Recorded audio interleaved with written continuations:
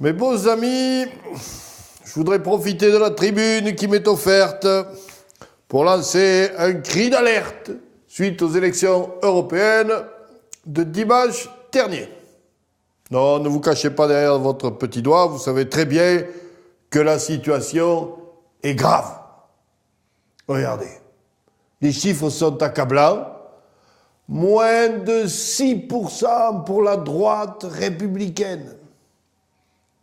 Oui, enfin, celle de Guéant, Buisson ou Pasqua, celle du ministère de l'Identité nationale, donc quand même plus droite que républicaine. Bon, enfin, quand même.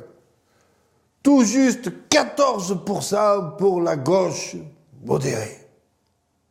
Bon, enfin, le Parti socialiste, des Lamy, des patrons de FMI, des Pères Larigueur, bon, plus modéré que gauche. Et puis la vague. Que dis-je, la vague?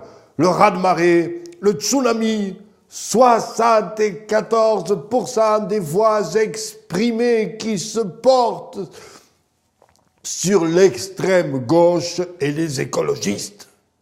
Ah mon Dieu, le péril rouge est de retour. Il va falloir barricader les monastères, protéger les jeunes nonnes du Sacré-Cœur. Staline est ressuscité, quoi. Hein? Et la droite nationaliste, hein, me direz-vous, elle est à sa place. Moins de 6%. Quoi? Vous me croyez fou? Hein? On disserte sur ma santé mentale? Eh bien, j'affirme que tout est vrai. Je viens de vous donner les résultats électoraux aux élections européennes du pittoresque petit village d'Aigues-Juntes, 6 en Ariège, Midi-Pyrénées, France, et dont les 56 inscrits et 34 votants exprimés ont donné un éclairage différent aux élections européennes. Ben oui, et voilà, hein, 74% pour l'extrême gauche. Bon, hein, et il est pas gros, le village, il est pas gros, mais il est niché. Vous voyez, joli, là, niché entre ces deux barres de collines, les pieds dans un ruisseau discret, agricole au possible.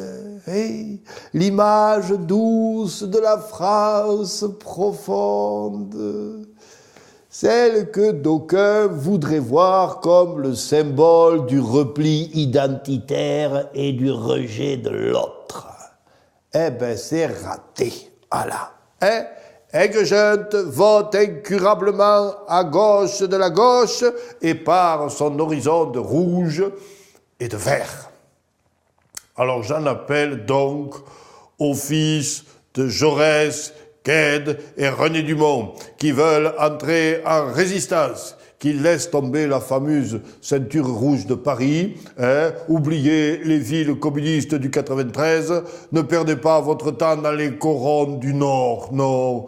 Tous ces territoires ont pour vocation à se réveiller avec une gueule de bois terrible et un gros bleu marine aux fessiers. Bon, c'est entendu. Hein?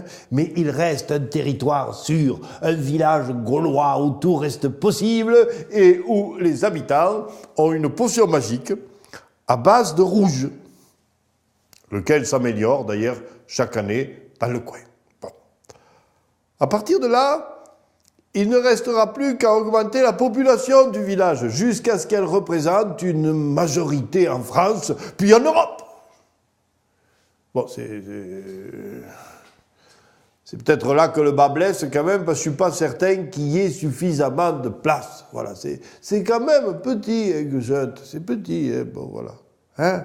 Non, moi je préférerais plutôt que ça, vous voyez, une souscription pour le financement d'une statue en l'honneur de l'électeur inconnu d'Aigues-Juntes, qui sous son béret de bronze là glisserait son bulletin dans l'urne en disant « Nos passerans ». La gueule, hein.